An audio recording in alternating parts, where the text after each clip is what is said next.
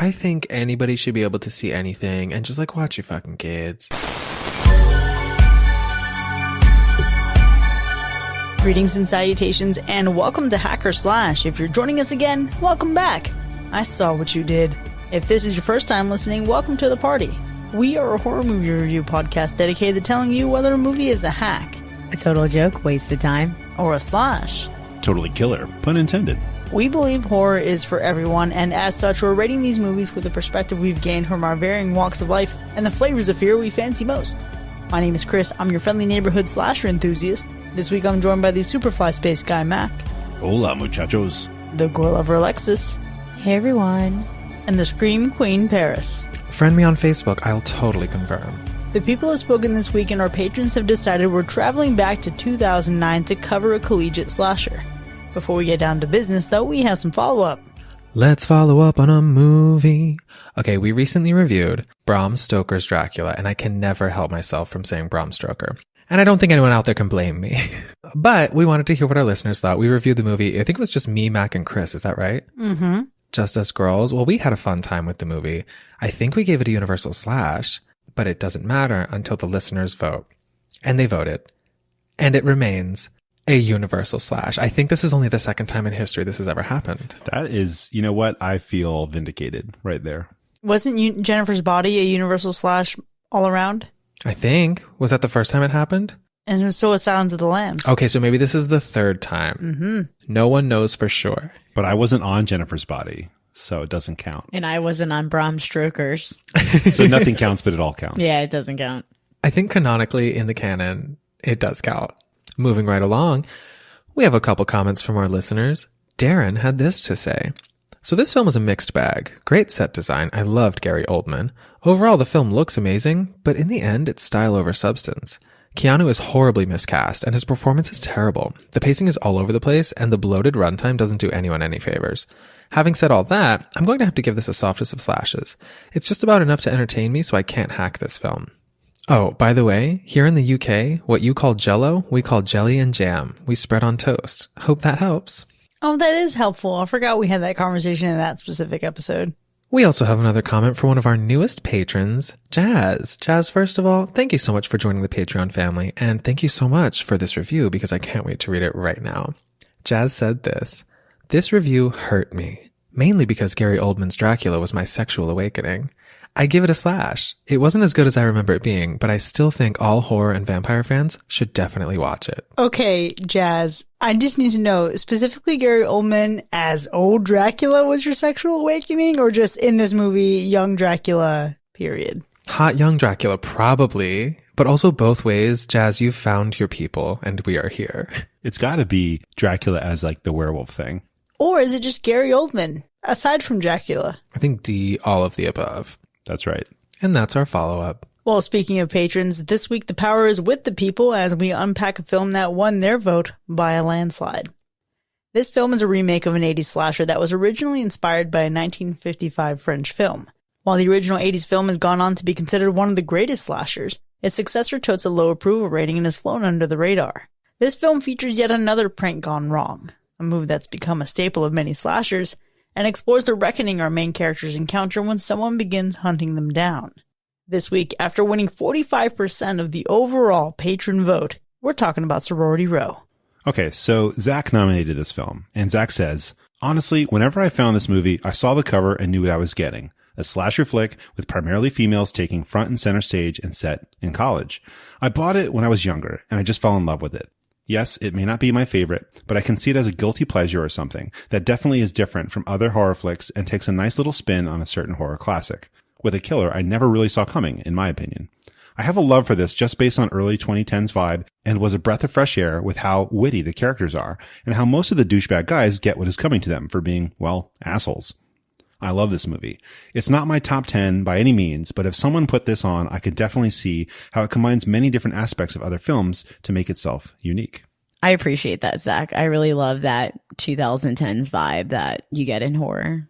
And, you know, some of our patrons had some comments to add to this nomination. Jazz says Sorority Row is the only one I've never heard of. So now I'm interested in watching it and reviewing with y'all. Matt says, I feel like all female ensemble horror movies have such a bad rep in the horror community, so I'm really feeling right at home from the high demand for Sorority Row.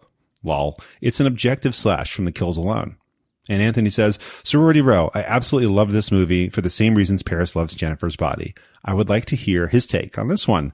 And finally, Amber, this was a tough voting choice. Awesome movie selection. While it's not my favorite film, absolutely love Sorority Row. Super fun, and I would be interested to see how many hacks and slashes it earns. I love how everyone is obsessed with this movie or seems to really enjoy it. I've heard of it. It sounds vaguely familiar. I know we'll talk about it later, but I love the excitement coming from everyone.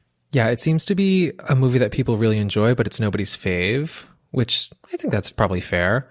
And Anthony, I am also looking forward to giving my takes on this movie. When I saw that a movie called Sorority Row was up for voting in the polls, I was trying to goad the patrons into voting for that one. And I think it's been a couple rounds, but now we're finally doing it. Because just like Sorority Row as a movie obviously sounds like something that I would probably like. Well, let's see if their prediction was right. But for now, who's seen this one before? You know, I had never heard of this until we were going to watch it, and I never saw the original either. Same boat. Never seen it, but I feel like it sounds vaguely familiar, so maybe it sounds like something else. So here's the thing. I have never seen this movie or heard of it. But when I saw that Audrina Patridge was in it, I thought, I feel like I remember her being in a horror movie at some point in the 2000s. So maybe somewhere in my distant periphery, I did know that this movie existed. But it was definitely my first watch.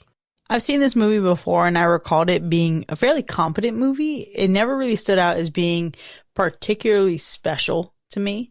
But I think that's because in my mind, it was vaguely blurred with like April Fool's Day and a number of other print gone wrong slashers in the early 2000s. So I didn't walk away with any pure love or distaste for this movie in any way. But this being your first experience, what were you all expecting? So I'm thinking 2010s, typical, like, you know, from 2000 to 2010, honestly, I expected like that green color filter, really bad dialogue, and a bunch of 30-year-olds playing 21-year-olds. Interesting. Mine was very similar. I said, this is really just going to be a typical slasher, maybe not as upfront with its views as Black Christmas is, but definitely sorority girls, someone's being killed, gotta find the killer. And I, to be honest, wasn't actually excited to watch this at all because I figured that this is what it was going to be about, and I was not excited. Yeah, I was definitely expecting some sort of sorority shenanigans. I was hoping for like a predominantly female cast, which you know I love. And I was honestly expecting to like this. Based on what the patrons have told me about this movie, it seemed like something that I would enjoy. So my hopes were kind of high. There was a bar and it was set when I sat down to watch this.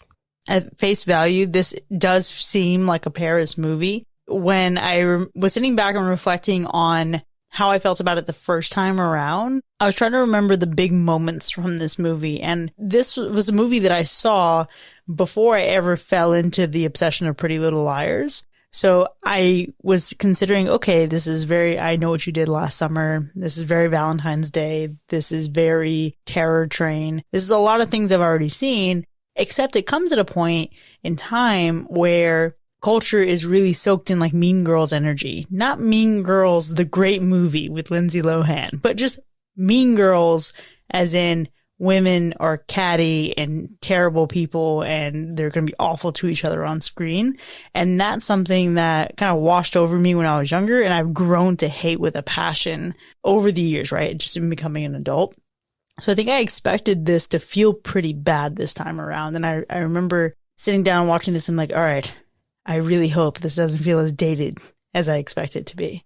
And the unfortunate thing is, I think for me, the dialogue and the cattiness were extremely dated. It's also a tough watch because I completely forgot how far they go to show the prank the girls pull in the opening of the movie. And that can be incredibly triggering for people. That was something that was completely lost on me when I first watched it. And I completely forgot how much it lingers on that. So I think that's something where if you sit down to watch this movie, I think you should just be aware that there are, like, think about the college experience and think about the trauma that so many women encounter on a regular basis and realize that you could see this in the first few moments of this film and it may just leave a bad taste in your mouth. And also like in one of the most bizarre contexts I could have possibly imagined. Yes. it takes it very lightly, which is very off-putting. And the rest of the film, aside from that, just felt like a really like cookie cutter 2000s teen horror flick. Just felt really predictable. While watching it, I kept trying to imagine, where have I seen this before? Because I haven't seen this and I haven't seen the original. I was getting some major like April Fool's Day vibes in certain times. I was getting some totally major prom night vibes. It just feels like I've seen 5 other movies that feels like this. And so like, as you're watching, you're thinking, this is obviously what's going to happen next. This is obviously what's going to happen next. And also I hate everyone on screen because it just seems like some really crappy characters. Yeah, that opening scene also got me, and it was kind of like a feeling where I was like, what the fuck am I actually watching? Because then it's followed by these really weird party scenes, which I hate in movies, because I don't know about y'all, but I've never even witnessed a high school party like that, nor a college party like that. But you know what? I wasn't invited to the sorority or frat ones in college. But this movie, while watching it, was really surprising, you know, within the first 10 minutes, within the first, just everything was surprising. The cast, very surprising. Some characters I was baffled by. I'm like, why are they in this movie? But even all the way up until the end, I think for me, it holds this suspense and all of these surprises that really kept me entertained throughout the movie. So I had a multitude of feelings while watching this. Initially, I was kind of like the opening shots that we get, I was like, okay, I mean, obviously I kind of expected this, but the extent and like the execution, I was like, kind of sleazy, kind of dirty feeling. And then I was really shocked with just the way some of the girls were talking about certain things. And I was like, what is this? Like I said, bizarre. There's a scene in this that is very just baffling. And I kept trying to think did a man or a woman write this? Like, who made this? Because it's really confusing me. But then there were parts where I was like laughing a lot. I think a lot of the dialogue was pretty shitty, but some of it also made me laugh. So there were parts where I was like, okay, this writing is terrible. And then I was like, oh, this writing's actually kind of good. And I was going back and forth with that. I also felt like some of the characters and specifically some of the actors were actually giving really solid performances, but it was not consistent. Like, some of these people should never have been put on film. And some of these people, I'm surprised they haven't built like larger careers since this project. But ultimately, I think my feelings were light and entertained. I think light and entertained is a really good way to put it. I think the reality is that I was disappointed by quite a bit in this movie, but I think it's the things that I knew I was going to be disappointed by going into it. I was surprised by, despite being able to remember the chronology of this movie, how much I simultaneously remembered and then forgot at the same time. Like, I forgot the horrificness of that opening scene and just the attentiveness that some characters have and the total lack of it that other characters have. But in terms of an even bigger surprise was how much that datedness didn't completely destroy the experience for me. This is something that I think this movie has a level of camp written into its dialogue. Some of it's very tongue-in-cheek. Some of the dialogue is delivered in ways that, had anyone else on this cast delivered it, or had they cast a different actress in this scene, I for sure think it would have fallen flat. But I think where this movie shines in some ways is that you have incredibly talented women delivering these moments, and they're kind of salvaging what I think is poor writing in other places. And it's like it's almost on the verge of being self-aware. Like, some of it is self-aware, for sure. This movie is campy in a lot of places, and I think it's not lost on the women who are actually acting and living in these roles.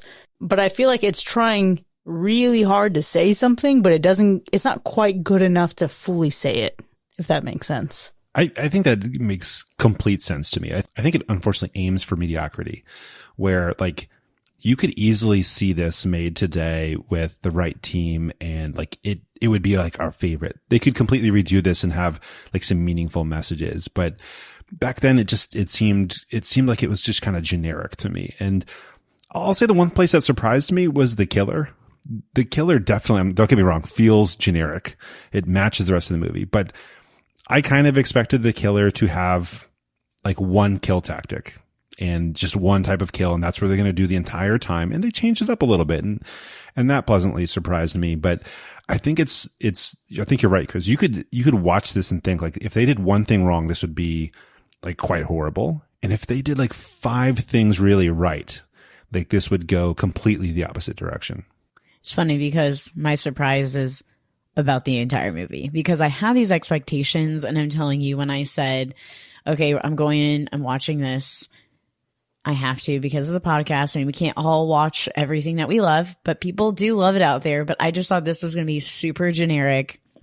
And I was so surprised because my boyfriend watched the trailer and he's like, oh, this looks good. I was like, oh, it's a typical movie. I'm sure just a whole bunch of girls in a sorority are being killed, which I've seen before. And he's like, no, it's actually not what you're expecting. And I was like, very interesting. So once I watched the movie, I was like, wow, I'm surprised I didn't give it more than I did originally. So I'm glad I, stuck it out to the end watching the movie. TBH, it was a bunch of girls in a sorority getting killed. Yeah. I mean, this is definitely not my favorite sorority movie that we've covered in the last couple of months. Well, Black Christmas was in there. As far as surprises go, right off the bat, Rumor Willis, Audrina Patridge, and Carrie Fisher being listed in the opening credits, I was like, what? When? How did I miss this? So that was an initial surprise for me. I think like Alexis was kind of surprised by what this movie gave, because you kind of, and this is probably not intentional, and maybe I'm giving this movie too much credit, but you kind of go into this thinking you're going to get a certain level of like basic superficiality, and it kind of dabbles in some depth and some smart writing and smart characters in a way that I wasn't anticipating. As far as disappointments go, some parts of the ending, some parts of the beginning, some parts of the middle, I think disappointments were pretty evenly sprinkled throughout this film. And for me, that also tracks with how it's just not scary whatsoever. Like I think because I can't relate to this movie. Maybe that's what it is. I also think it's just some other issues. I think there's definitely some dialogue disappointments, right? Some character issues as well. And I think you don't really have that strong bond to many of the characters. And so I kind of viewed it as like, I'm just watching things happen to these people. But it's just, I'm not like worried. Yeah. To me, there was no mystery behind this killer to say that, I don't know, you can dabble between the two where it's like you have too much information and then you don't have enough. Not that I need anything, but I just don't think that they dwelled on certain things to make this killer more menacing. Honestly, the only thing frightening about this is our constantly terrible decision making, both in filmmaking and just as young people making mistakes and not taking accountability for it. Okay, but I love a murder pact. Always. As far as fright factor goes, though, 2 of the jump scares actually got me. Not in a James Wan kind of way, but I was like, oh, and it happened twice. So there's some points there for that, at least for me. So Chris, have you actually seen the original movie as well? I have, actually. I watched it in the period of time where listeners were tweeting random slashers at me. One of them tweeted the House on Sorority Row. And I don't know why, because it has a cult following. It's a great movie, but I watched it and it is very different from this. And I think in some ways I can appreciate the direction that this takes. However, I think it also loses a little bit of the bond that we get in the original movie. It's very like, don't tell mom the babysitter's dead. It has more of that energy than this one does. This is like, hey, let's live in the moment of the early 2000s where everything's really superficial and really just petty and mean-spirited, and we can be cruel to each other casually, or we can make a racist joke and just say, oh, that's so racist, and think that absolves us of any responsibility for it. I do enjoy the original. Now, both of these movies are actually free on Tubi, so you could do a double feature. I think you'd see some things you like. Full disclosure, I didn't realize there was an original until after watching the movie. But even then, like, not knowing that there was something else this was based off of, this just felt like so reused. It felt like so many different elements taken from other stuff that I kept swearing, this is a plot I've seen. Like, I've seen this exact plot somewhere. And like, I have to just take away originality points for that. Just to be clear, even though I appreciate how it differentiates itself from the original, this feels like April Fool's Day, down to the nature of the prank that gets pulled in the beginning. and the fact that someone's brother is involved in the prank, and it's just a mess. Well, you know what? I'm going to throw some originality points back into the pool because a tire iron I have not seen a killer use before, specifically as their weapon of choice. So I will give them that. Hey, girl, look, it was a tire iron in the first scene of this movie, and it stopped being a tire iron in the second because that shit was a fucking Swiss Army knife of tools. It really was. I like how it was manipulated to be multiple things. So just giving it originality where it needed to be credited to. I'm giving it some originality points too, Alexis. While this definitely seemed like it used all ingredients that I've seen before, it did them in a way that I had not seen combined specifically. I've never seen a sorority murder pact yet. And I can't say that I was mad about that particular combination. Now, there were also kills that I've never seen before, and originality points always go to kills I've never seen. This feels like you're watching Rugrats and then Rugrats all growed up. And this is the all grown up version of Pretty Little Liars. Yeah, this felt like Pretty Little Liars meets I Know What You Did Last Summer. Yes. But I do think some of the points that you are giving towards like the climax of this movie are fairly worthwhile. I think one of the things that you talked about was, being surprised by who the killer is. And I don't know that I was surprised by who the killer is, but I was surprised by the commitment to the performance of the killer and a lot of the logistics that they really mapped out for this whole situation. And I think the killer is actually the thing in this movie that I'm most happy about, surprisingly. Okay, I have some problems with getting there though, because the ending of the film, like some of the action we get is pretty good. It's interesting how they wrap things up, but to get there, you have to go through multiple fake outs for the identity of the killer. And then when you finally like meet them and figure out who they are, the motive that we're given seemed completely slapped together. It seems like they're like, all right, if we're going to do this, we'll need a motive. Quick, somebody pick one. I feel like I'm okay with the end, but the last bit to make it there just kind of hurt to watch. I feel like that's fair, Mac. I was not surprised by the killer. I think because of some casting choices, I was like, oh, that person's here. That's going to be something later on.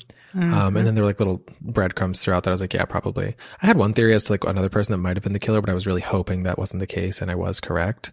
Thank God, because I think that exposition monologue would have been absolutely painful to watch. But I feel like the ending of this movie was too long. There were like 6 endings and it just kept going. And I was like, stop, somebody die, somebody get out of here. Oh my God, what are we still doing here? And I've never really felt like that dragged along by an ending before. Interesting, because I was so surprised about the ending. You guys know me, I don't think too hard into movies, so I just followed the plot line like they asked me to. And I was surprised when I needed to be and shocked when I needed to be too.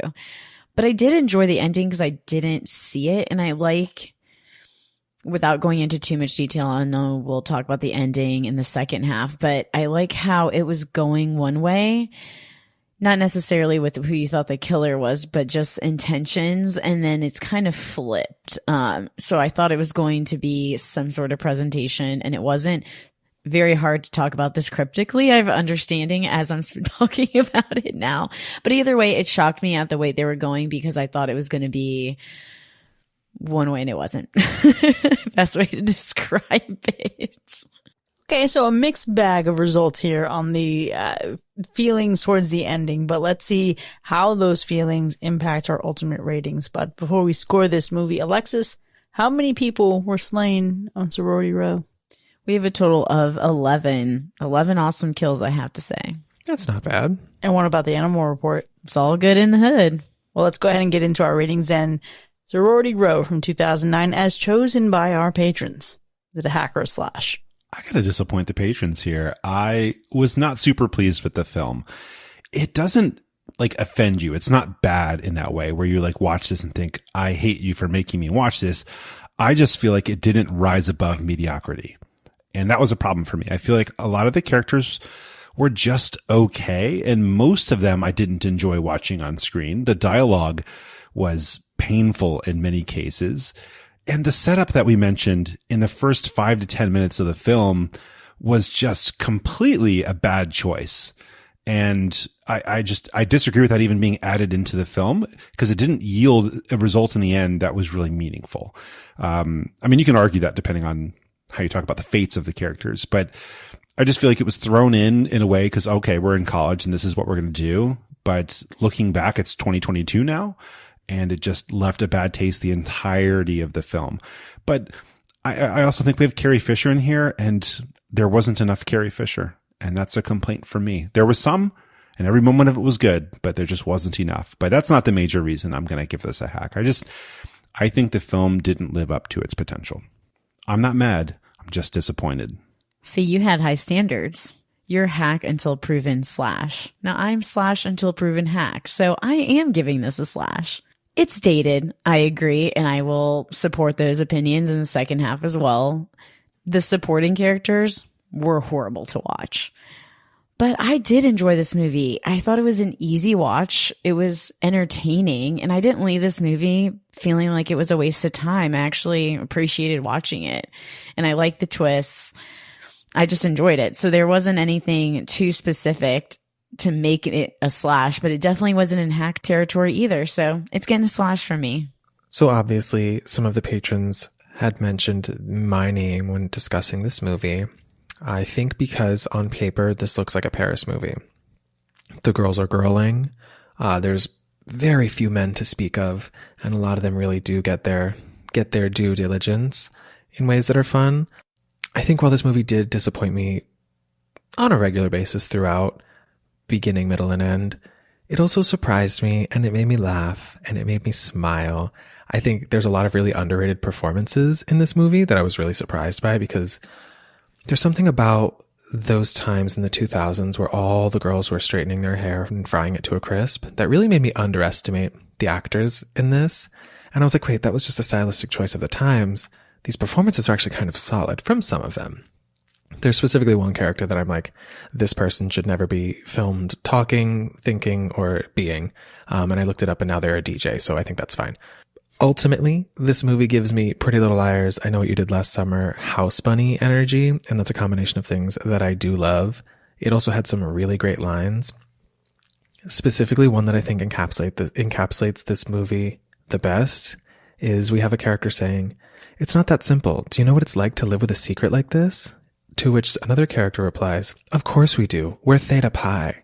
With no substance or context to back up a statement like that, it really kind of just stood on no legs whatsoever. And I think if you're willing to go along with something like that, you can have a good time with this movie.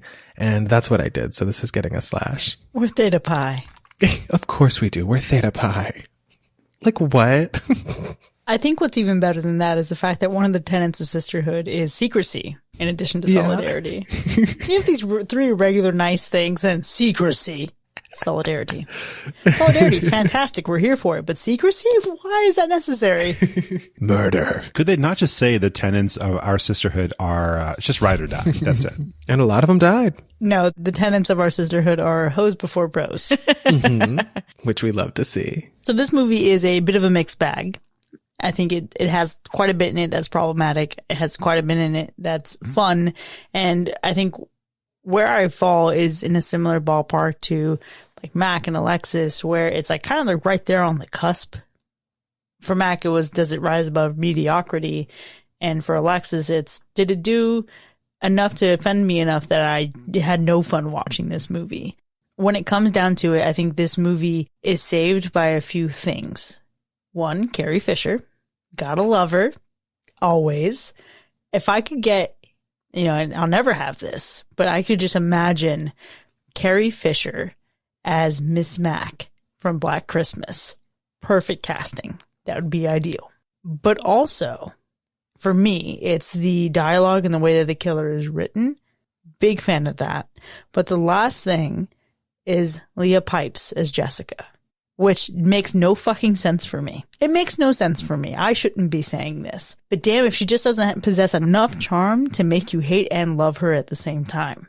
This movie stumbles through its moments. It's not a tight 120. It's a real loose 120. And by a loose 120, I mean a loose 140. And I think there's quite a bit that needs to be cleaned up here. But it does just enough to keep me smiling. It's a competent movie. The cinematography is early 2000s in some places, and in other places it's stunning. So for that, it's getting a slash. Bravo. I thought I was going to be on this island by myself. No, it's just me alone over here in hack territory. Now it's your turn. To be clear, though, I could have very easily fallen to Mac had we gotten anyone else's Jessica. Because had no one else given the character of Jessica as much range as Leah Pipes did, this would have been a shitty just Mean Girls movie. And again, Mean Girls not capitalized. M&G. Mean Girls, the trope. And I'll add, Leah Pipes as Jessica absolutely seems like someone I've met before. How sad for you. And with that, Sorority Row from 2009, the film chosen by our patrons to kick off 2022, has earned 3 slashes and 1 hack. Now, you can find this movie again streaming for free on Tubi. Feel free to go ahead, check it out, and then join us in the second half so we can dig through the kills together. See you in a bit.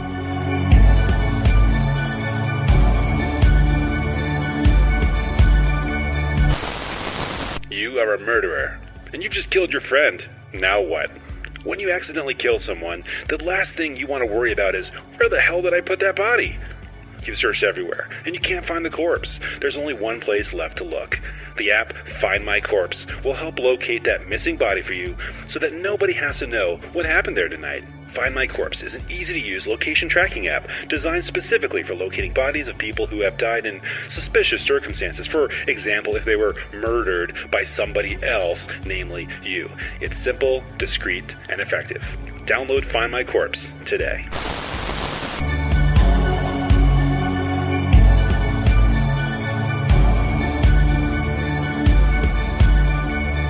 Welcome back, folks. You are now entering the spoiler zone for Sorority Row from 2009, which has earned 3 slashes and 1 hack. We have a lot to get to here, but before we get into the specifics of our ratings, we do have the matter of gore to attend to. Alexis, what's the gore score in this movie?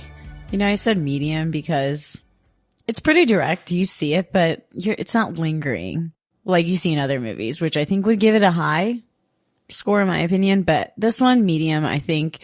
There is gore. You see some crazy things. You see some crazy kills, which I'm excited to talk about. But yeah, medium, in my opinion. That feels pretty fair. So there's 11 kills in this movie, and I think they're all really unique. Maybe 1 or 2 are not so unique or just kind of boring. But I kind of want to see what you guys think about the deaths and what your favorite ones are. Ooh, okay. I'm sorry. I gotta snag this right out the gate. Claire, flare gun in the foam? Absolutely. That's what that was. I didn't know what that was. A flare gun? Yeah. It was so good. Just the theatrics and the dramatics of it just popping off. And then Cassie like going through the foam, trying to get to her. And then to see the boiling and the melting of the skin and a little bit of the bone and the teeth. It was just, yeah. I also just loved like the general setting of being lost in a foam party. Just like, obviously there wasn't that much foam, but like they filmed it in such a way where it was like she couldn't get her way out of the foam. What a labyrinth. Yeah. So many boundaries. Have y'all ever been in like a full foam room where it's like full foam? No, that sounds stressful. You can't see an inch in front of you. It's all in your eyes and mouth. It's horrible and disorienting. Okay, here we go. The Fog remake The Foam. There you go. Let's do it. So basically it was an escape room before escape rooms. The foam room. Yeah, just a room full of foam. Leprosy pirates that come from the foam. You know what I mean? Also, just like leprosy would transmit so quickly through the foam. Like the foam of it all is just very like unhygienic. Like everyone's got their mouth and diddle bits all up in the foam because we're all lost in the foam.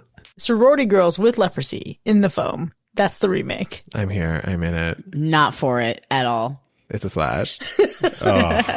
Well, since you took the best kill, in my opinion, I'm going to go for a like kind of an on the nose kill, and that's the wine bottle jammed into her throat. Damn it, Mac. I know. So I just feel like, you know, when you're going to take people out in a way that relates to their character, it's a pretty good one for someone who's obviously an alcoholic.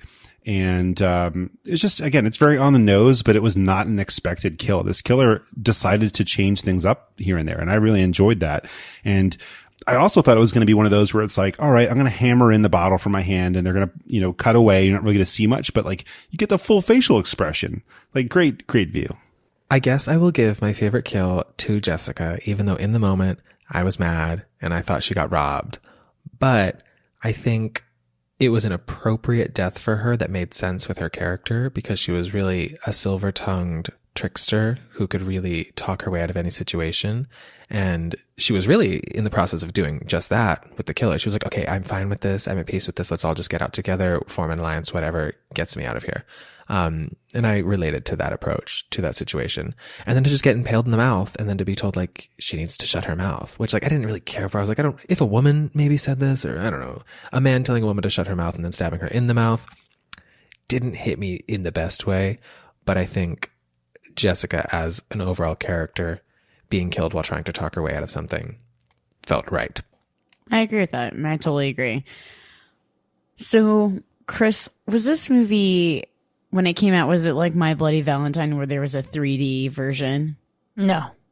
Okay, interesting. So, one of my favorites, because Chugs was taken, so I'm going to have to do another one, was Dr. Rosenberg. I think because at this time I wasn't sure what was coming down the hall, and I really wasn't expecting the, ninja star tire iron to be like coming at me like that. And I don't know, Paris, if that was the jump scare you were talking about, because it literally looked like it was coming at my face because I was watching it on my laptop. That isn't the jump scare, but I did also think the same thing, Lexus. I was like, was this movie in 3D? There were a couple moments where I was like, this is giving 3D. Yeah, I was definitely getting 3D vibes for sure. So, Mac, you did touch on it, and Paris, you did too. I think it's really neat and cool that the way the sorority sisters died relates kind of to their own vices. So Chug is obviously a heavy drinker and gets the bottle of wine, alcohol shoved down her throat. Claire uses sex to cope with some of her guilt that she has and is killed in the sludge created by the hot tub after she pours the bubble bath into it.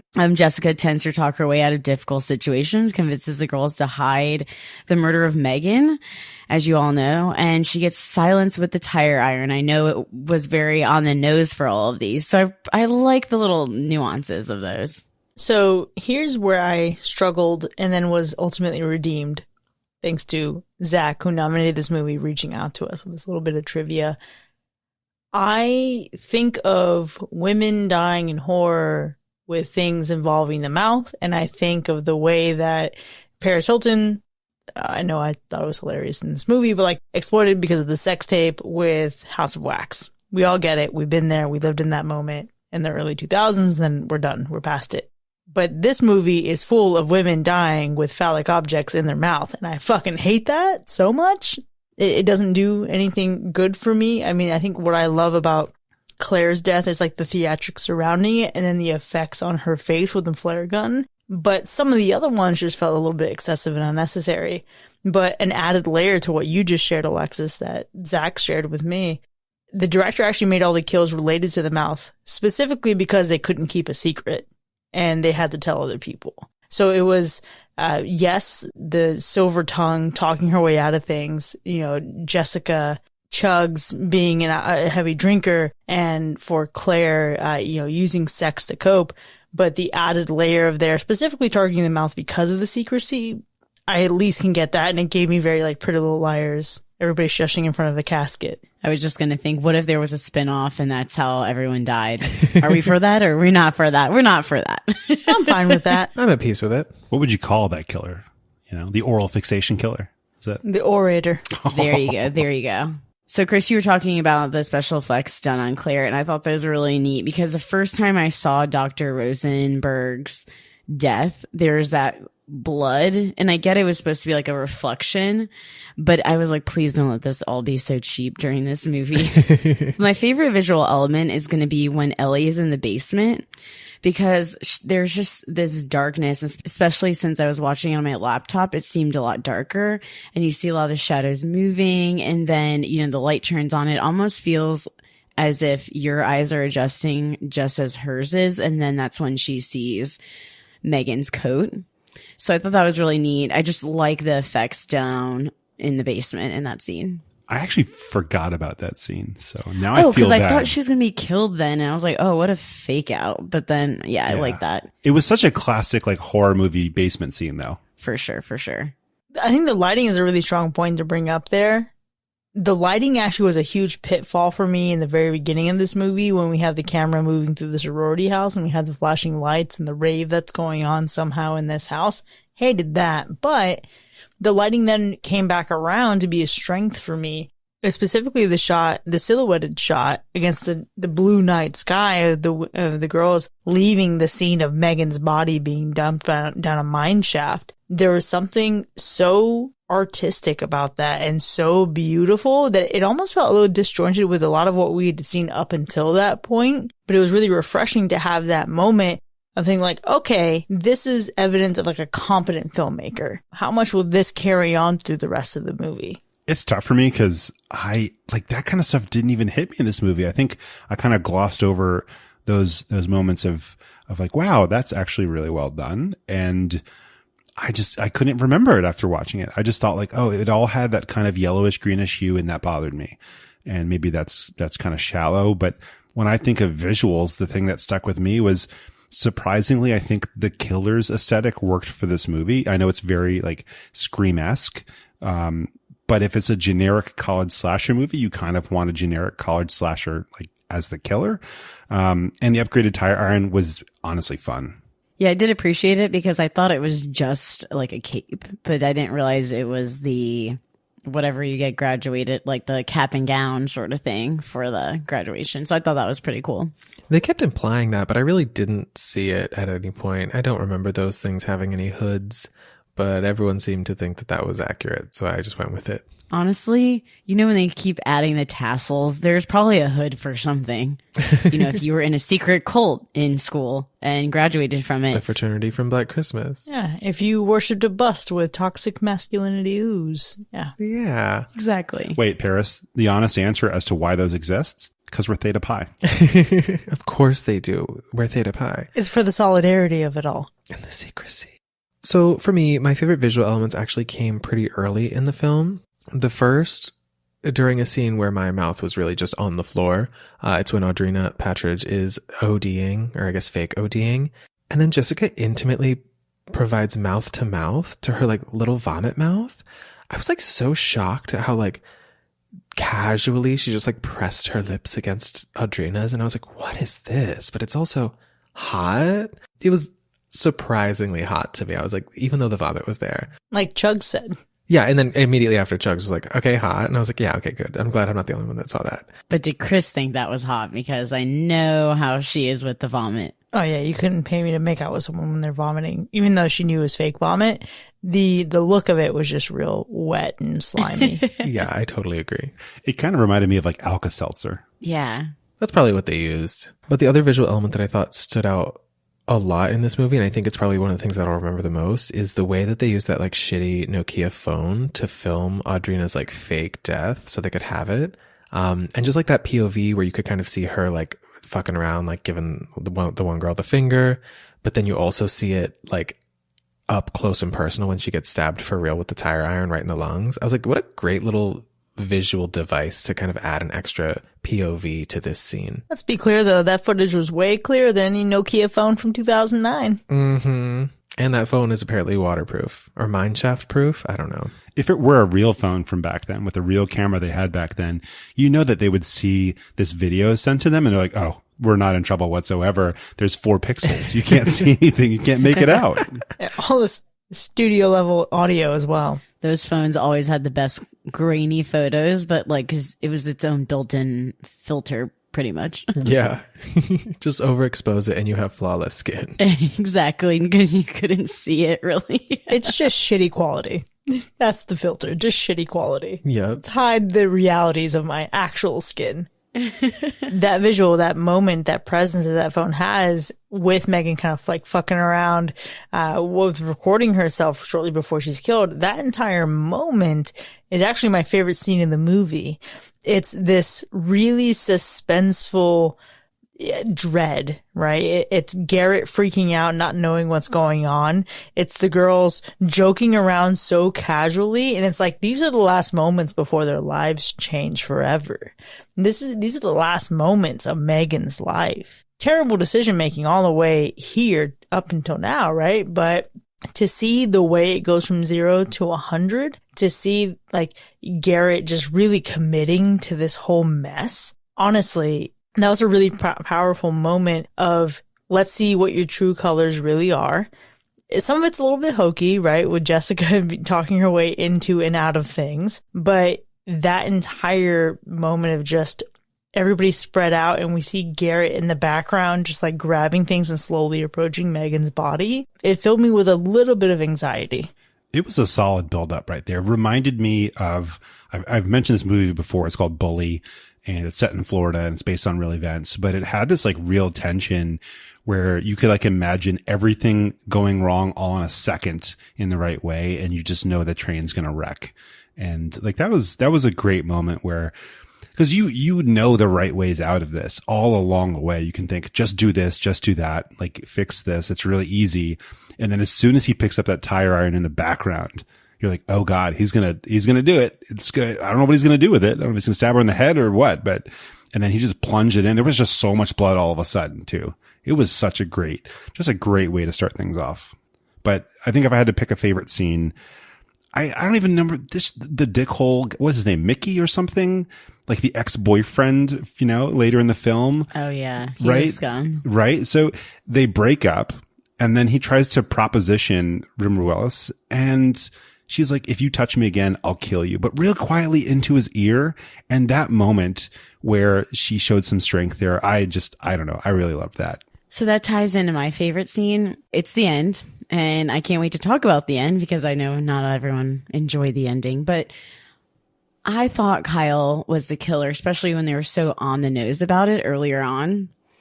So when there's that scene, he's talking and he's going all crazy. I was paying attention, but I didn't know what his intentions were. So to me, it was clear that he was still the killer. But then I was like, okay, I know his family was all about, looks and all that sort of stuff. So I'm like, oh, maybe he just doesn't want to be a part of this in general. He doesn't know about everything or has been a part of it, just this certain circumstance. So then Andy comes in and is saving Cassidy. And I was like, please don't let this be a movie where a guy saves a girl and this is the ending, because I will stop this movie right there. And then it ends up being Andy. Shocker for me. But then I like how there's this, very similar to Black Christmas is girl power, getting out of the house, taking that control back, which I appreciated because they almost had me where it was going to end right there. I said, forget this movie. If a guy's saving the day, I'm not about this. And it wasn't. So that was my favorite. I know we said it was pretty long ending, but that was my favorite scene. Alexis, I did enjoy some of those elements of the ending. I was kind of hard on the ending beforehand, partially because the actor that played the killer is also from Pretty Little Liars and has been in quite a few things since then. So I was like, I'm sure he plays a much larger role than we are led to believe. So I wasn't too surprised when that happened. But I have two favorite scenes that I want to go into. The first, the murder pact.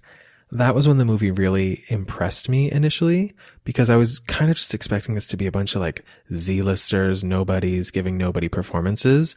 But most of the girls were really delivering in that scene. I was buying everything that was happening. And I was like, wow, the girls are acting and I'm obsessed with this. This is a really high quality, like realistic conversation that would happen during a murder pact, I would imagine. Obviously, I'd be Team Jessica in this situation because she's really looking out for all of us. And if that includes herself, that's okay. And I don't think there's anything necessarily wrong with that. But she made some solid points, as dark-sided as they were. Like, we don't want to let this one mistake ruin at least 6 different families, if it doesn't have to. But we've talked about my take on murder pacts in the past. It's problematic, I'm sure. But another scene that really stood out for me, and I actually hated it at the time, I wrote miserable in my notes, but it's the scene where Jessica's talking to her boyfriend's dad, and he's like that asshole senator, and he's like really being such a dick about like, I need you to be a certain type of girl because I'm potentially going to be a vice president one day and I need there to be no variables or surprises. Like really just trying to like, I don't know, like clip her wings or something. It felt so gross and toxic and seedy to me, but also so realistic because like white male politicians, blah, blah, blah. But the reason I like that scene so much is because I think without that, you don't really get a full picture of Jessica as a character. And obviously Jessica was one of my favorite characters. And I think one of the strongest characters in the movie. We've all kind of touched on that. But you see how she uses her power in the sorority setting where it's very much like the matriarchy and she can kind of run things the way that she wants to run them. And it's all girls and the boys are really only there as like set decoration or just for fun. And then how she grapples with the reality outside of that small bubble, which is just toxic masculinity, patriarchy left and right. And she's using all the skills that she's cultivated within her world to kind of survive and navigate that world. I found that to be a really compelling moment for Jessica, and just the way she kind of emoted during that scene while she was being talked to like a complete piece of shit by that absolute garbage senator. I thought that was really good. I would agree with that. I think Jessica's arc in this film, I mean, she doesn't really have much of an arc. Literally the only thing she does is not abandon Cassidy when she gives backup, right? But looking at that moment and what it provides, it gives us the opportunity to join a tenet of sisterhood with solidarity. It's one of those opportunities where we see him being completely shitty to her and we get the idea and we get the better understanding of what she walks through in life and how she's been hardened by the world. And it doesn't justify or excuse her actions in any way. It just gives you context. And that context is an example of how great the attention to some of these characters in this movie is. One of the other things I love is, you know, we get the showing of the true colors, right? Looking specifically at Claire and how Claire immediately gives in the beginning to, "We'll protect you, Cassidy." And it's just this, you know, Jessica says, you know, that she never had a spine, but it's the way that you can see conviction in her eyes, but also like this really incredible performance of just like not totally convincing herself of that. Like she is saying, "I want to be protected." Some of the work that the women did in this movie in terms of just the performances gave more value to these lines than I think was ever really there to begin with. Can we talk about one of the shittiest, most poorly written characters, I think? Please. Yes, let's do that, because I feel like I didn't think as in depth as the two of you did on the characters. I just was kind of like two sorority for me, and then the two random ass characters that were thrown in. Who are the two, Alexis? Oh, your girl from the hills. Oh, Audrina, yeah. Yes. And Carrie Fisher. What? I don't know. I just thought it was really random. Like, you have like very C-list people that you've never heard of. Then you have some like, you know, notable people. And I get maybe you just average out your cast when you have great people and not so great people. I don't know. It just seemed odd. I loved Carrie Fisher. I loved her finding a moment of quiet and taking some solace in the beginning of this movie with a party going on and her pouring a drink and refusing to let any motherfucker come into that kitchen. Love that. But also B, the way she hits Jessica and acknowledges that she's had it coming. And she totally just like is the mama bear. She's taking charge of the house. She has her fucking shotgun. She's gonna fucking throw down for these girls as much as she hates them. But then to be struck by that table, to be pushed into that tire iron, and the way she still tries to fight to her last breath to stay the fuck away from her girls. Again, the solidarity.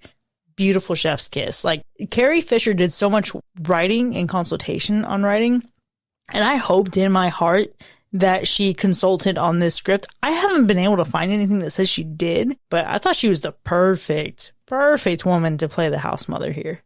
I guess I didn't have an issue with her at all, like adore her, but to me, it just felt like odd casting. Like just in general, I just didn't know, I guess because to me, she's prominent in Star Wars and I haven't really seen her in a lot of other movies. So that was just really random to be like, hey, what? You've seen her in other horror movies, at least one. Did you forget Scream 3? Yeah, I did forget Scream 3. Wait. Oh, yeah. I also forgot Alexis. Exactly. Random, but also cool. So. Yeah, I feel like anything Carrie Fisher in feels random because, like, Carrie Fisher, you're so iconic. What are you doing here? Surely you have something better going on. Exactly. What are you doing in Sorority Row? I gotta say, though, the character I hated the most was Maggie, Audrina's sister. What a flat, not the hair, the performance, the personality, the character, the acting. It was so stale, so flat. It was like a wet noodle. And then like at one point, like she delivered some really poorly written lines and she delivered them poorly. And they're like, oh, she really stuck it to Jessica. And I was like, no, she really didn't. She gave nothing and then walked away. And I just wanted her to die the whole time. Also, for story purposes, it's best that she would have died. Because what happens now? I know that you killed my sister and then hid it, but you saved me from a fire, so we're cool. What happens next? I think Maggie should have died. That is hilarious. Okay, yeah. And then let's look at the sequel baiting at the end there, where we have Gardner Garrett with his slit wrist holding a trowel, staring at Maggie. I mean, she's got it coming. Okay, I didn't realize that was Garrett at all. I thought that was a burned Andy. I did not put 2 and 2 together. I must have been... Oh, I didn't either because I counted him in the deaths. Andy was the killer, the boyfriend, but at the end, we see the gardener's hand. And then they lingered on that hand scar, and I was like, does that hand scar mean something to me? And that was Garrett. It's a wrist scar. And Garrett slit his wrist earlier in the film. There we go. Okay. Interesting. But why would he come after Maggie? Because trauma. He hates women now. He already hated women to begin with. Now he extra hates them. He hates women now. So Maggie seemed like really random, but I think there's several characters in here, or at least uses of the characters where they just tried to trick you in terms of who you would think is the killer the whole time. And Maggie was like such an obvious one that you're like, if she's actually the killer, I'm going to hate you so much because that's too easy. And thank God they didn't do that, because that was like, oh my God, it's her sister and she knows who all of us are. And she like remembers us and this is creepy, whatever. Let's just brush this off and move on. And it's like, oh man, they're going to make her the killer and I'm going to hate it. And it's going to be like, you killed my sister, prepare to die. Thank goodness they didn't. But that little like blurb with her at the end, like hooking up with the boyfriend and everything, and then talking crap. What was that? Why was that? Okay. Can we talk about the logistics of the agenda that she had put together before sneaking into this party, knowing that she really just had all this in mind? She's really going to deliver some zingers to Jessica along the way. I'm going to show up and just ruin these women's night. Yeah. And have sex with a gross dude who's not hot. Mm-hmm. Out of spite, I guess, or desperation. And also then the cat fight. The cat fight, nobody won in that situation. It made all of the characters look worse. It didn't feel accurate or realistic. It felt gratuitous and dumb. Mm-hmm. Let's distract from this moment. The real seriousness of what we have going on here to fight over a man. Mm-hmm.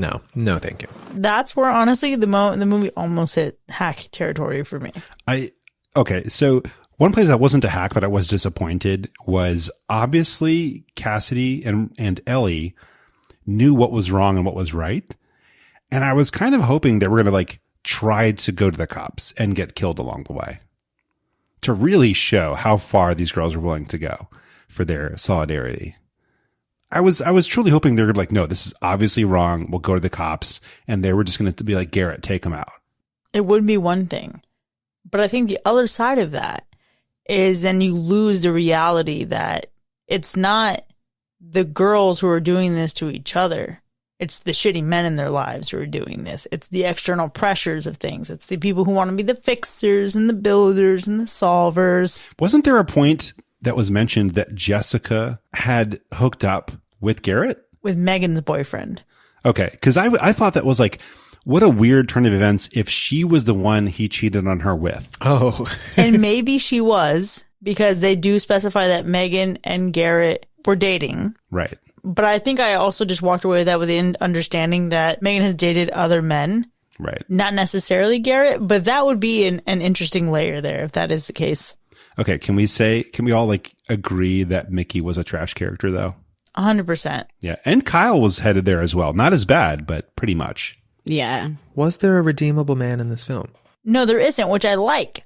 I like the fact that there's no redeemable man in this film. Almost no redeemable women either. Think about Jessica's boyfriend. That he's so caught up in his own appearances, right? He just gets worse by the moment, and he reveals himself to be a toxic abuser.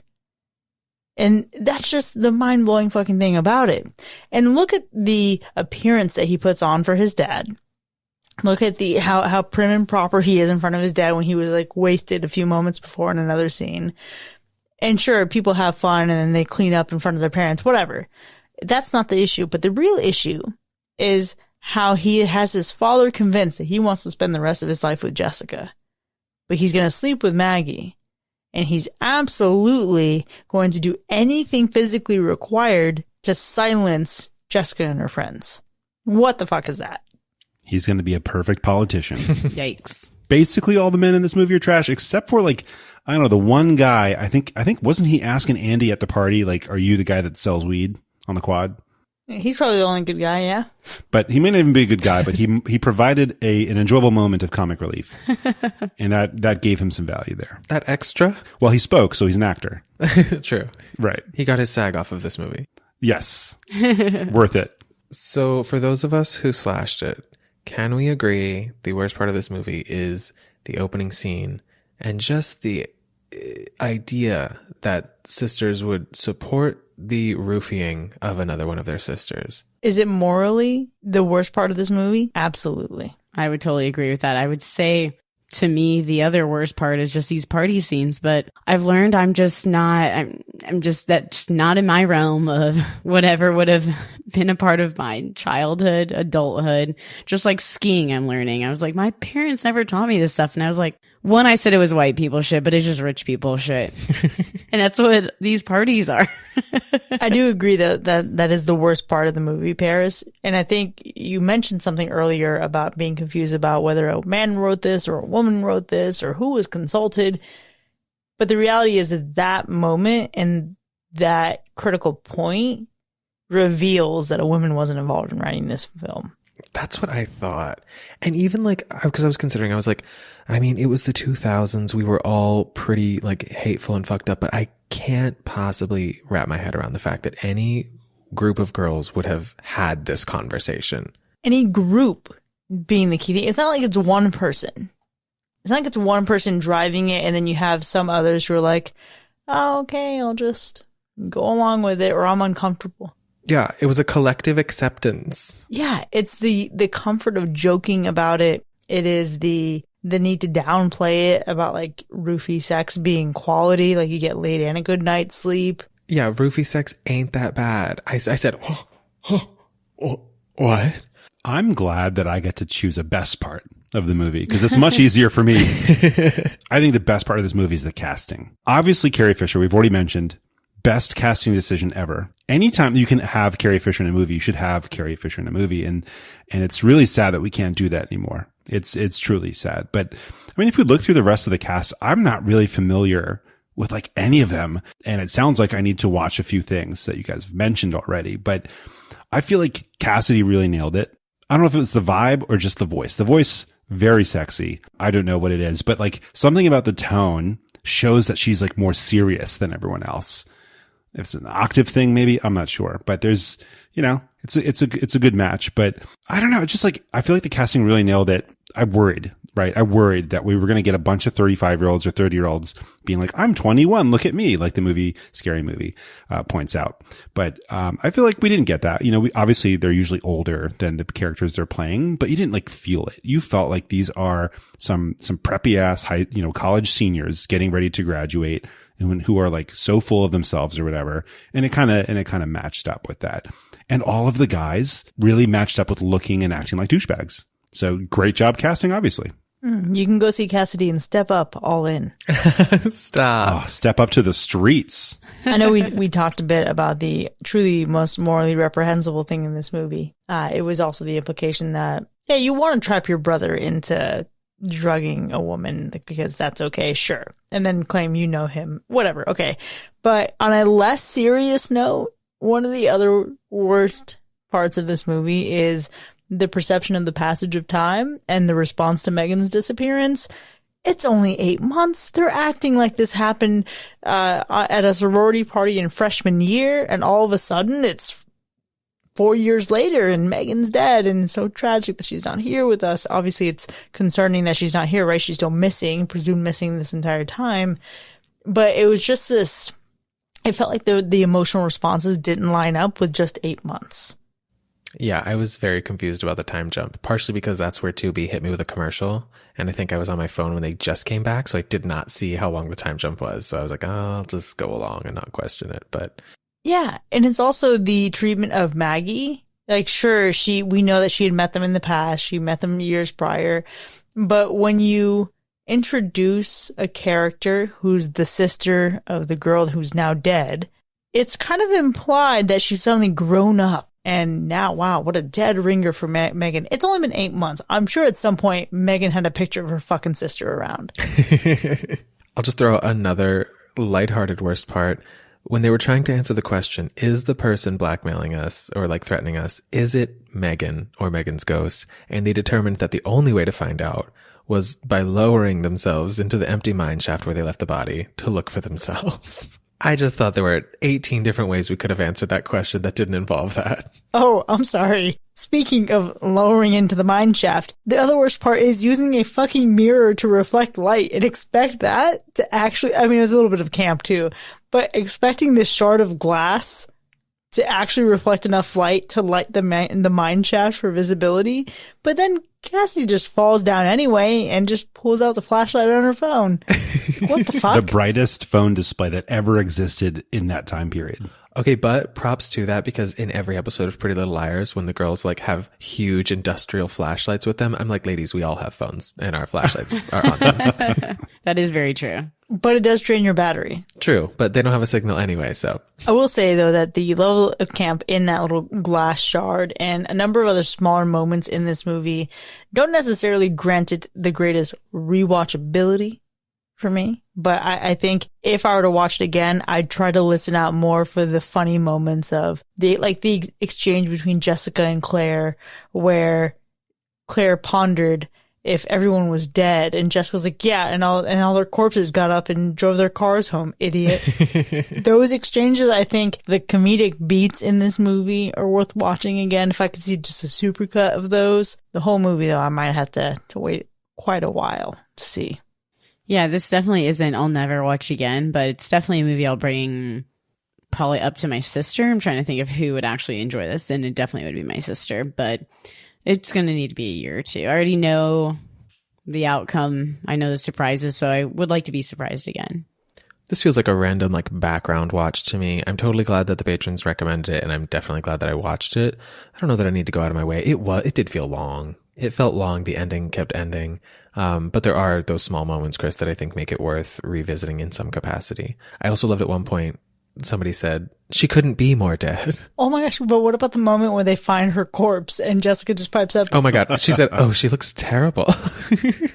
That was great. It's really, honestly, Leah Pipes carried this fucking movie. She did. And she shouldn't have. She had no business doing that. I think for me, one dose of Sorority Row was enough. I think if I want more mediocrity, there's plenty of other places to look. Well, while this movie doesn't seem to have the greatest level of rewatchability for us, so at least we know that our patrons love it. And, you know, certainly for good reason. I think this movie delivered in a lot of ways that we weren't expecting. But let's see what Mac has cooking up for us in Fact or Fiction. Can you smell what the Mac is cooking? Okay, so the school in the film borrowed its name from the director's high school, which is in North Carolina. I don't even remember the school having a name. I'll just say fact. Say fiction. This one is a fiction. So Rosman University, it's named after the, original film's writer, director, producer, Mark Rosman. Number 2, while it was not based off a North Carolinian high school, the film was shot in a Western North Carolina college town. Fact. There were some mountain ranges being shown. No, Canada. Up north Maine. It's giving New Hampshire. I'm going to say fiction. Okay, well, it is fiction, but it was shot in Pennsylvania, so definitely not Canada. Okay, but that's northern, and I'm from Pennsylvania. It was giving Pennsylvania. It was giving all of those places. Well, number 3, the film was originally planned to be released with a PG-13 rating after the success of the 2008 PG-13 film Prom Night. Gonna say fact. I'm going to say boo. I hate that. I don't want that to be true. Fiction. Okay, it's a fiction, but so the studio was planning on R, then almost decided to go to PG-13 thanks to Prom Night, but then they made the right choice and stuck with R. Thank God. And number 4, in the UK, the British Board of Film Classification decided this movie was only okay for people, 18 and up, but the film's UK distributor talked them into changing their minds to make it 15 years old and up. Fiction? Yeah, fiction. There's a lot of shenanigans here. That is true. So many shenanigans, but this is actually a fact. Wow. I think we should change our classifications. Why is it 13 and then suddenly 18? Maybe it should be like 12, 16, 18. Just have a bunch of them in there. I think anybody should be able to see anything and just watch your fucking kids. Well, that's been Fact or Fiction. Well, there you have it, folks. Sorority Row has squeaked by with 3 slashes and 1 hack. Sorry to disappoint you, patrons. Now, while we certainly had a robust discussion here, it doesn't end here by any means. We want to know what you think. Keep in mind, there are a number of ways you can reach out to us, starting with our website, hackerslash.live. And on our social media accounts on Facebook, Instagram, and Twitter. Or if you dropped your friend down a mining well of some sort, you can also reach out to our Hacker Slash hotline. You can leave us a voicemail at 757-606-0128 or visit hackerslash.live to send us an audio message. But if you're secretly hiding behind a graduation hood, if that's even a thing, you can just send us an email to feedback@hackerslash.com. If you've enjoyed listening to this episode, consider becoming one of our patrons like our newest friend Jazz. You can visit patreon.com/hackerslash to earn cool perks for as low as $1 a month. We'll see you next time, folks. And remember, reputation comes from the company you keep. Bye.